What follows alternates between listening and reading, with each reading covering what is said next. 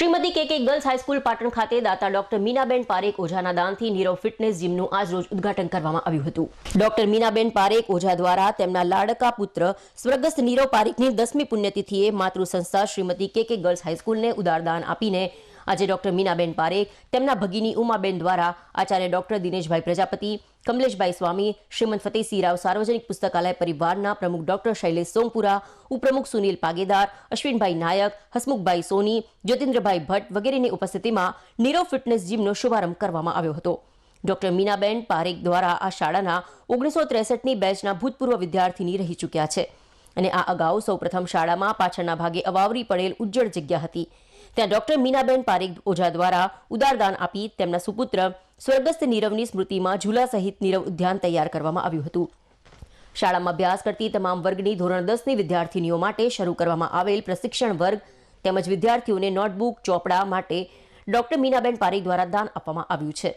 ત્યારબાદ ડોક્ટર મીનાબેન પારેખ ઓઝા દ્વારા ઉદારદાન થકી શાળાના પ્રાર્થના હોલનું કલરકામ, સાઉન્ડ સિસ્ટમ, બારીના પડદા અને સર્વધર્મના સુંદર ફોટા અને સુવિચારથી સુશોભિત કરવામાં આવ્યું હતું। સંગીતકાર અને શાળાના નિવૃત્ત શિક્ષક કમલેશભાઈ સ્વામી દ્વારા સુંદર પ્રાર્થના કરવામાં આવી હતી। આચાર્ય ડોક્ટર દિનેશભાઈ પ્રજાપતિ દ્વારા સ્વાગત પ્રવચન કરતી શાળાની પ્રવૃત્તિઓની માહિતી આપી ડોક્ટર મીનાબેન પારેખ ઓઝા પરિવારનો શાળા પ્રત્યેની અપાર લાગણી, પ્રેમ અને તેમના દ્વારા અવારનવાર દાન આપી શાળાને વિદ્યાર્થીઓની કાળજી લેવા માટે હાર્દિક અભિનંદન સહ ધન્યવાદ વ્યક્ત કરવામાં આવ્યા હતા। આજનો દિવસ મારા માટે બહુ જ અમૂલ્ય છે। મારા સન નીરવ પારેખ ઓઝાને આજે 10મી પુણ્યતિથિ છે। મારું એજ્યુકેશન આ સ્કૂલમાં થયેલું છે। હું 1963માં અહીંયાથી મેં મેટ્રિક પાસ કરેલી છે। થોડા વર્ષો પહેલાં અહીંયા સ્કૂલમાં આવી અને મને અનુભવ થયો કે આ સ્કૂલને બધા જે છે દિનેશભાઈ છે, કમલેશભાઈ છે, બીજો બધો સ્ટાફ છે એટલી બધી મહેનત કરીને આગળ લાવી રહ્યા છે, તો મારે થોડો એમાં કંઈ હિસ્સો લેવો જોઈએ। તો દીકરાના નામ પાછળ અહીંયા ગાર્ડન કર્યું, એમાં તો થેન્ક્સ ટુ ઓલ સ્ટાફ।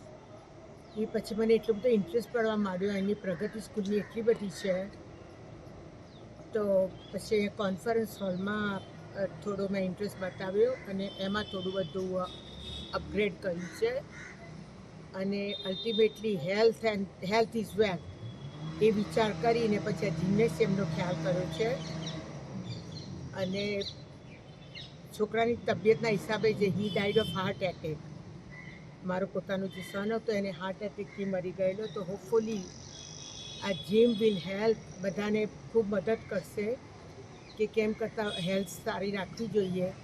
પૈસો હશે, બધું હશે, પણ જ્યાં સુધી તબિયત સારી નહીં હોય ત્યાં સુધી કેટલા નાના હોય કે મોટા એનો કંઈ ફરક નથી પડતો।